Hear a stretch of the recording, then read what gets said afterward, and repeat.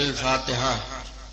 قال الله تعالى في شان حبيبه: إن الله وملائكته يصلون على النبي يا أيها الذين آمنوا صلوا عليه وسلموا تسليما. اللهم صل على سيدنا وشفيعنا وحبيبنا ومولانا محمد معدن الجود والكرم وعلى آله وبارك وسلم صلاة وسلام عليك يا رسول الله صلى الله تعالى عليه وسلم. لا إله إلا الله محمد رسول الله صلی اللہ تعالی علیہ وسلم. الحمد للہ رب العالمین.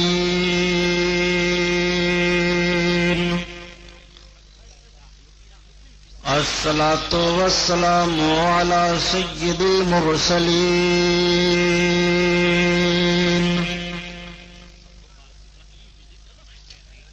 وعلى آلہ الطاہرین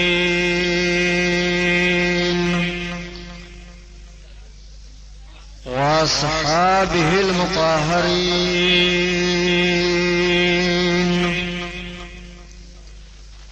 وابنہ الغوث العظم الجیلانی محی الدین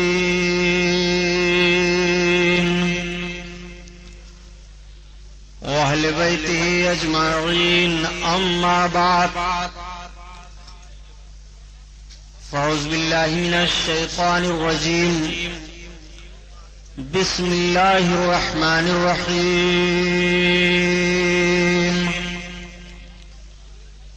قال الله تعالى في القرآن العظيم والفرقان الحميد: وما أرسلناك إلا رحمة للعالمين. صدق الله البصير القدير وصدق رسوله الرشيد النذير والحمد لله رب العالمين. لائق صدر احترام، پورا مجمع اور درود پاک پڑھ لیجیے. اللہم صلی علی سیدنا مولانا محمد معدن الجود والکرم وعلی آلہ وبارک وسلم صلاۃ و سلام علیک یا رسول اللہ صلی اللہ تعالی علیہ وسلم. اعلی حضرت عظیم البرکت آیت من آیات اللہ، معجزۃ من معجزات رسول اللہ، امام احمد رضا خان علیہ الرحمت و رضوان کی مقدس نعت پاک کے کچھ اشعار. اعلی حضرت عشق نبی میں مہ ہو کر کے تب اپنے آقا کی تعریف میں کچھ اشعار کہتے ہیں تو وہ بھی قرآن و احادیث کی روشنی میں ہوتے ہیں. ان کی نعت پڑھتے جائیے، آقا کی سیرت ملاحظہ کرتے جائیے. سبحان اللہ. 14ویں صدی کا وہ عظیم مجدد جس کا جنم اسی ہندوستان میں ہوا، ہمارے ملک کا سر بہت اونچا ہے اس بنیاد پر.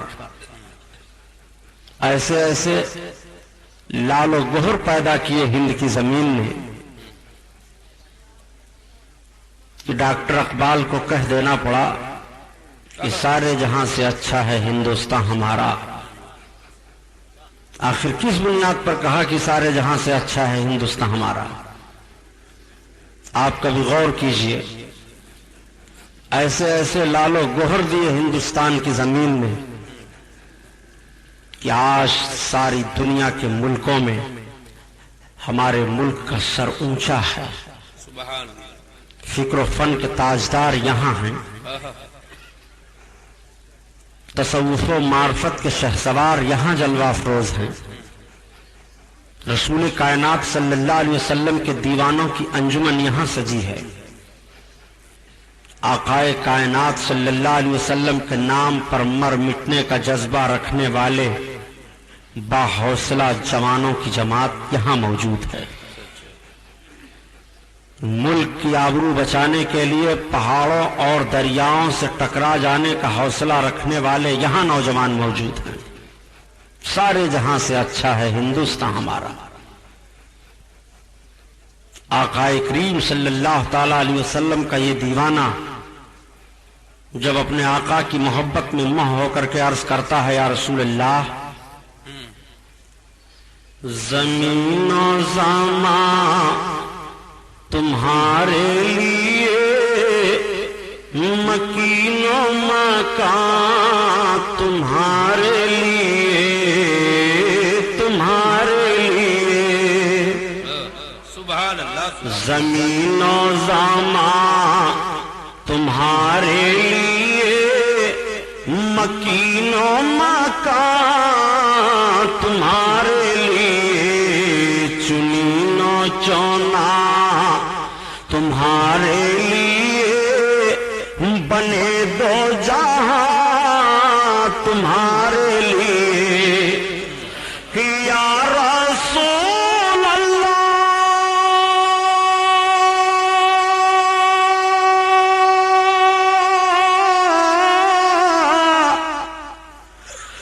دہن میں ذوبا تمہارے لیے، بدن میں جان تمہارے لیے، ہم آئے یہاں تمہارے لیے، اٹھے بھی وہاں تمہارے لیے، تمہارے لیے، زمین و زمان تمہارے لیے، مکین و مکان تمہارے لیے، تمہارے لیے، خلیل و نجی مسیح و صفی سبھی سے کہیں نہ بنی، خلیل و نجی مسیح و صفی سبھی سے کہیں نہ بنی، خلیل و نجی مسیح و صفی سبھی سے کہیں نہ بنی، یہ بے خبری خلق و پھیری کہاں سے کہاں تمہارے لیے، تمہارے لیے، زمین و زمان تمہارے لیے، مکین و مکان تمہارے لیے، تمہارے لیے، زمین و زمان تمہارے لیے، ہم آئے یہاں تمہارے لیے، اٹھے بھی وہاں تمہارے لیے، تمہارے لیے، فدائے حامل قرآن بولے، غلام موتی ایمان بولے، وہ نکتہ رس دقیقہ دان بولے، ادب کا مطلع تابان بولے، وَأَحْسَنُ مِنْكَ لَمْ تَرَقَّتُ عَيْنِي وَأَجْمَلُ مِنْكَ لَمْ تَلِدِ النِّسَاءُ خُلِقْتَ مُبَرَّأً مِنْ كُلِّ عَيْبٍ كَأَنَّكَ قَدْ خُلِقْتَ كَمَا تَشَاءُ، ہزار بار بسویم دہن سے مشک و گلاب، ہنوز نام تو گفتن کمال بے ادبیست۔ حضرات، ہمارا اور آپ کا اسلامی نقطہ نظر سے یہ عقیدہ ہے کہ ہم پیدا ہوئے اور پیدا ہونے کے بعد ہمیں مرنا ہے، اور مرنے کے بعد ہمیں پھر اپنی اپنی قبروں سے نکل کر کے ایک میدان میں جمع ہونا ہے۔ اب ایک سوال پیدا ہوتا ہے، ہم دنیا میں آنے سے پہلے کہاں تھے اور دنیا میں آئے؟ ہم دنیا میں آ کر کے کیا کر رہے ہیں؟ ہماری ذمہ داریاں کیا ہیں؟ ہم کو دنیا میں کس لیے بھیجا گیا ہے؟ اور ساری مخلوقات میں رب تعالیٰ نے انسانوں کو اشرف المخلوقات کیوں قرار دیا؟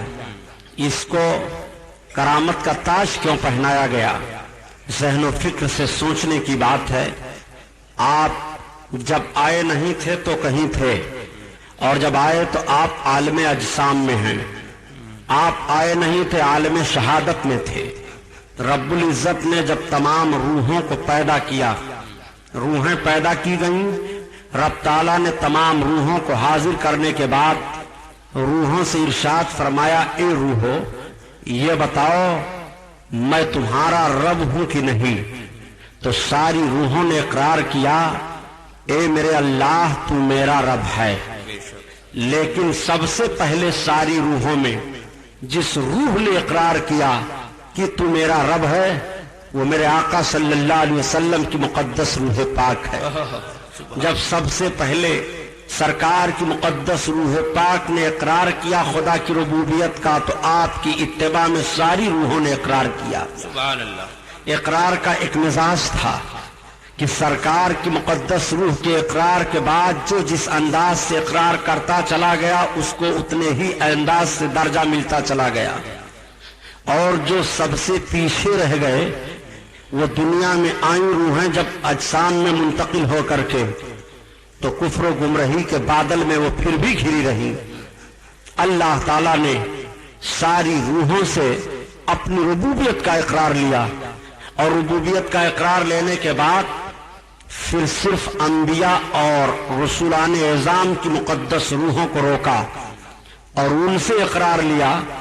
رب نے اپنے محبوب کے تعلق سے اقرار لیا، اے انبیاء اور نبیوں کی روحو یہ میرے محبوب کی مقدس روح ہے، جب یہ دنیا میں جائیں گے تو تم سب کو ان پر ایمان لانا ہے، ان کی حمایت و نصرت کرنی ہے۔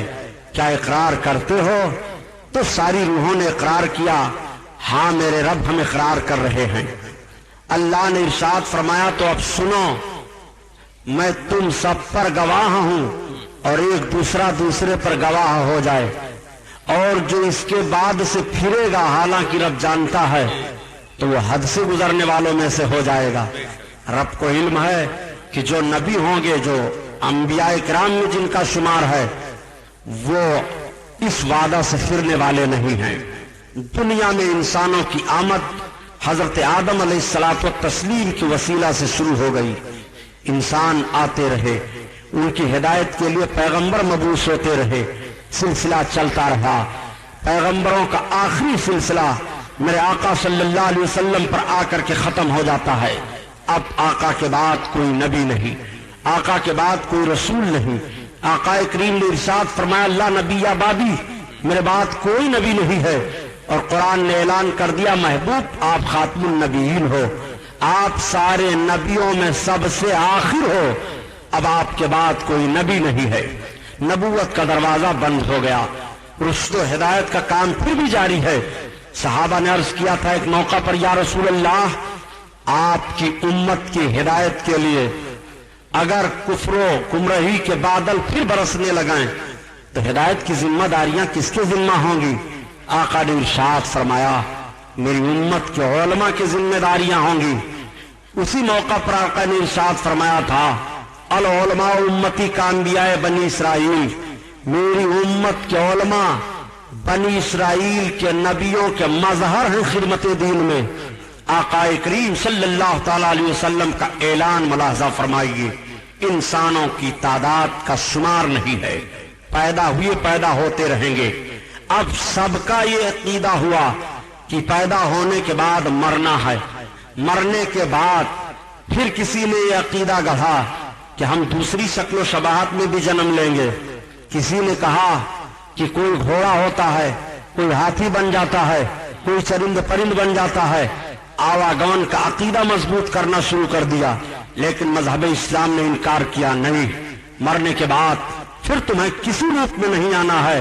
مرنے کے بعد تم جب قیامت کے میدان میں قبروں سے نکل کر کے جمع ہو گئے تو دنیا میں تم نے اپنے زندگی میں جو کردار کیے ہیں، جو افعال تمہارے ہیں، وہ سارے افعال تمہارے حساب و کتاب کی شکل میں پیش کیے جائیں گے۔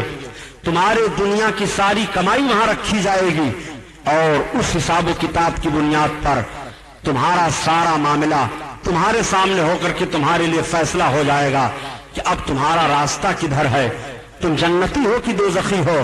یہ تو ٹھیک ہے، سارا معاملہ ہوگا، لیکن ایک سوال پیدا ہوتا ہے، میرے مولا قیامت کی ضرورت کیا تھی؟ جیسے دنیا میں بندے آئے، تو نے پیدا کیا، تجھے علم ہے، تو جانتا ہے میرا بندہ کتنا اچھا عمل کرے گا، کتنا برا کرے گا، کون جنتی ہے کون جہنمی ہے۔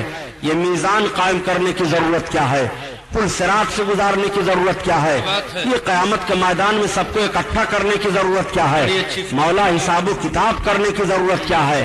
الہ العالمین کیا تو نہیں جانتا ہے کہ تیرے بندوں کے کتنے اعمال اچھے ہیں اور کتنے اعمال برے ہیں، تیرا کون بندہ جنتی کون جہنمی ہے؟ یہ سارا پروگرام بنانے کی ضرورت کیا ہے؟ تو اب آؤ ذرا ذہن و فکر پر زور دے کر کے پھر اعلی حضرت کا شعر پڑھ لو۔ زمین و زماں تمہارے لیے، مکین و مکان تمہارے لیے، ہم آئے یہاں تمہارے لیے، اٹھیں بھی وہاں تمہارے لیے۔ یہ سب کچھ محبوب کے لیے کیا جا رہا ہے، محبوب کی عظمت کا اظہار کیا جائے گا قیامت کے میدان میں، ورنہ حساب و کتاب کا معاملہ تو پیارے صرف 6 گھنٹے کے اندر اندر قیامت میں حساب ہو جائے گا، اور قیامت کا ایک دن 50,000 برس کا ہوگا دنیا کے دن کے اعتبار سے۔ اب آپ مجھے بتاؤ کہ ایک دن قیامت کا 50,000 برس کے ہوگا، اور لوگ قیامت کے میدان میں 25,000 برس تک، اور ایک روایت ہے کہ 1,000 برس تک مددگار کی تلاش میں پھریں گے۔ سارا پروگرام یہ کس لیے ہے؟ تو اعلیٰ حضرت عظیم البرکت کے بھائی استاذ زمن علامہ حسن رحمت اللہ تعالی علیہ فرماتے ہیں کہ فقط اتنا سبب ہے انعقاد بزم محشر کا کہ تیری شان محبوبی دکھائی جانے والی ہے۔ قیامت کے میدان میں سارے لوگ جمع ہوں گے جو اب تک پیدا ہوئے اور جو قیامت تک پیدا ہوں گے، اولین ہوں گے، آخرین ہوں گے، انبیاء ہوں گے، رسولان اعظام ہوں گے، اولیاء اکرام ہوں گے، کافرین ہوں گے، مومنین ہوں گے۔ کوئی ایسا نہیں ہوگا جو قیامت کے میدان میں جمع نہ ہو، سارے کے سارے لوگ جمع ہوں گے۔ اور قیامت کا دن کیسا ہوگا پیارے؟ اتنا سختی کا دن قیامت کا دن ہوگا، اللہ اکبر۔ حدیث میں آتا ہے کہ سورج سوا نیزے پر ہوگا، اتنا پسینہ چھوٹے گا کہ پسینے میں لوگ بہہ جائیں گے، کشتیاں تیر جائیں۔ آقا کریم صلی اللہ علیہ وسلم ارشاد فرماتے ہیں پیاس کی اتنی شدت ہوگی کہ زبانیں باہر نکل آئیں گی، گرمی سے بدن بھڑک اٹھیں گے۔ اعلیٰ حضرت عظیم البرکات یہ سب کچھ بیان کرنے کے بعد پھر آپ سے کہہ رہے ہیں کہ اپنے رب کی بارگاہ میں جب گرمی محشر سے دعا مانگو تو اس طرح سے مانگو، یا الہی گرمی محشر سے جب بھڑکے بدن دامن محبوب کی ٹھنڈی ہوا کا ساتھ ہو، یا الہی جب زبانیں باہر آئیں پیاس سے صاحب کوثر شہ جود و عطا کا ساتھ ہو۔ آقا کریم صلی اللہ تعالی علیہ وسلم کی عظمت ملاحظہ فرماتے چلیے۔ قیامت کا میدان منعقد ہے، 50,000 برس کا ایک دن ہے، اولین و آخرین کا اجتماع ہے، زبانیں پیاس سے باہر نکل آئی ہیں، سارے لوگ پریشان ہیں، مددگار کو تلاش رہے ہیں، کون ہماری مدد کرے گا؟ آج کون ہماری فریاد کو پہنچے گا؟ آج دوسرے سے مدد لینے پر ایک طبقہ ایسا بھی ہے جو کلمہ پڑھتے ہوئے بھی گلا پھاڑ رہا ہے کہ اگر تم نبیوں اور رسولوں سے مدد مانگو گے تو معاذ اللہ مشرک ہو جاؤ گے، تمہیں نبیوں اور رسولوں سے یا کسی سے مدد کی کوئی ضرورت نہیں ہے۔ میں آپ سے پوچھنا چاہتا ہوں جب قیامت کا میدان ہوگا اور قیامت کے میدان میں سارے اولین و آخرین کا اجتماع ہوگا، رب تعالیٰ کا ارشاد ہوگا وَامْتَازُوا الْيَوْمَ أَيُّهَا الْمُجْرِمُونَ، اے مومنوں اور مجرموں آج کے دن الگ الگ ہو جاؤ، سارے مجرموں کو الگ کر دیا جائے گا، سارے لوگوں کو مددگار کی تلاش پڑے گی، سارے لوگ چیخ پڑیں گے اور مددگار کو تلاشیں گے۔ ہائے کون ہے جو اس قیامت کے میدان میں ہماری مدد کرے گا؟ ایسی ہولناکیوں میں ہمارا مددگار ثابت ہوگا۔ ہم پسینے سے شرابور ہیں، ہماری زبانیں پیاس سے باہر نکلی چلی جا رہی ہیں، ہمارے لیے بہت ہی پریشانیاں ہیں، کون ہماری مدد کرے گا؟ سارے لوگ مددگار کو تلاشیں گے۔ میں آپ سے پوچھنا چاہتا ہوں کہ حدیث شریف کو بھلا دو گے کہ سارے لوگ مددگار کو تلاشتے تلاشتے ایسے موڑ پر پہنچیں گے کہ حضرت آدم علیہ السلام کی خدمت میں حاضر ہوں گے اور آپ سے عرض کریں گے اے حضرت آدم علیہ السلام آپ ابو البشر ہو، سارے انسانوں کا وجود آپ کے توسل سے دنیا میں ہوا ہے، آج ہماری پریشانی کو آپ دیکھو، آج ہماری دشواریوں کو آپ ملاحظہ کرو، آج ہماری فریاد کو آپ پہنچ جاؤ، آپ دیکھو ہم کس طرح سے مصیبت میں مبتلا ہیں۔ تو حضرت آدم پیغمبر علیہ السلام بھی ارشاد فرمائیں گے آج نفسی نفسی کا عالم ہے، اذهبوا الی غیری، میرے علاوہ کہیں اور جاؤ۔ حضرت آدم علیہ السلام سے یہ جواب سننے کے بعد سارے اہل محشر حضرت نوح پیغمبر علیہ السلام کی بارگاہ میں حاضر ہوں گے اور آپ سے عرض کریں گے اے نوح پیغمبر آج ہماری پریشانی آپ ملاحظہ کرو، رب تعالیٰ نے آپ کو نجی کا خطاب عطا فرمایا ہے، آپ اللہ کی بارگاہ میں بڑے مقرب ہو، ہماری دشواریوں کو دیکھو ہم کس طرح مصیبت میں ہیں۔ تو حضرت نوح پیغمبر بھی یہی ارشاد فرمائیں گے اذهبوا الی غیری، میرے علاوہ अलावा कहीं और जाओ। अब हजरत नूह से ये पैगाम सुनने के बाद सारे अहले महशर हजरत इब्राहिम खलीलुल्लाह की बारगाह में हाजिर हो रहे हैं और आपसे अर्ज करेंगे, ए हजरत इब्राहिम खलील अलैहिस्सलाम, रब ताला ने आपको खुल्लत का दर्जा अता फरमाया है, आप रब के खलील कहे जा रहे हो, अल्लाह के दोस्त हो, आज हमारी मदद करो, आज हमारी फरियाद को पहुंच जाओ, देखो हम किस तरह परेशान हैं। तो हजरत इब्राहिम खलीलुल्लाह भी यही इरशाद फरमा रहे हैं, इज़हबू इला गैरी, नफ्सी नफ्सी, मेरे अलावा कहीं और जाओ। अब आप जरा सा जहन पर जोर दो तो बात समझ में आ जाएगी। आखिर हजरत आदम अलैहिस्सलाम दूसरे के पास क्यों भेज रहे हैं, हजरत नूह दूसरे के पास क्यों भेज रहे हैं, हजरत इब्राहिम दूसरे के पास क्यों भेज रहे हैं? इन सारे उलुल अज़्म पैगंबरों को तो यह फरमाना चाहिए कि आज तुम शिरक करने कहां चले आए हो, इज़हबू इलल्लाह, डायरेक्ट तुम अल्लाह की बारगाह में मदद मांगो। मैं पूछना चाहता हूं कि क्या हजरत आदम अलैहिस्सलाम से अहले महशर मदद मांगेंगे कि नहीं, हजरत नूह से मदद मांगेंगे कि नहीं, हजरत इब्राहिम खलीलुल्लाह से मदद मांगेंगे कि नहीं? मगर ये उलुल अज़्म पैगंबरान ये नहीं इरशाद फरमा रहे हैं कि आज तुम मदद मांग करके यहाँ शिरक के मुर्तकिब क्यों हो रहे हो, बल्कि हजरत आदम यही फरमाते हैं, मेरे अलावा कहीं और जाओ। हजरत नूह यही फरमा रहे हैं, मेरे अलावा कहीं और जाओ। हजरत इब्राहिम खलीलुल्लाह यही फरमा रहे हैं, मेरे अलावा कहीं और जाओ। और सारे लोग हजरत ईसा पैगंबर अलैहिस्सलाम की बारगाह में हाजिर होंगे और अर्ज करेंगे, ए हजरत ईसा पैगंबर अलैहिस्सलाम, आज हमारी मदद कीजिए, हमारी हालत देखिए, हम किस तरह से परेशान दिखाई दे रहे हैं। आपको रब ताला ने बड़ा अजीम मर्तबा अता फरमाया है, आप मसीह कहलाए जा रहे हो, रूहुल्लाह का खिताब आपको मिला है, आज हमारे ऊपर तरस खाओ। तो हजरत ईसा पैगंबर भी इरशाद फरमाएंगे, इज़हबू इला गैरी, मेरे अलावा कहीं और जाओ, आज मैं मदद नहीं करूंगा। हजरत ईसा का ये फरमान सुनने के बाद सारे अहले महशर अचंभे में पड़ जाएंगे, अब हम किसके पास जाएं? देखो किसी के जहन में बात नहीं आ रही है कि चलो मोहम्मद रसूलुल्लाह की बारगाह में चलो। आज उलमा से सुन रहे हो कि सबसे पहले कयामत में मेरे आका ही शफाअत करेंगे, सबसे पहले मेरे सरकार ही बख्श मांगेंगे, सारे अहले महशर को पनाह आका ही की बारगाह में हासिल होगी। मगर सारे लोगों के जहन से बात निकल गई है, अल्लाह ताला ने सारे लोगों के जहन फिक्र से इस बात को मोह फरमा दिया है। मुहद्दिसीन अपनी किताबों में इस हदीस को लिख रहे हैं, मुफक्किरीन बयान कर रहे हैं, खुतबा अपने खताबत में बयान कर रहे हैं, अइम्मा अपनी मस्जिदों में बयान कर रहे हैं, उलमा अपने बयान में बयान कर रहे हैं, सारे लोग बयान दे रहे हैं। लेकिन क़यामत के मैदान में जब मदद मांगने की बारी आई है तो अब सरकार दो आलम सल्लल्लाहु अलैहि वसल्लम की बारगाह में डायरेक्ट पहुंचा जाए, सारे लोगों के जहन से ये बात निकल गई है, सब भूले हुए हैं।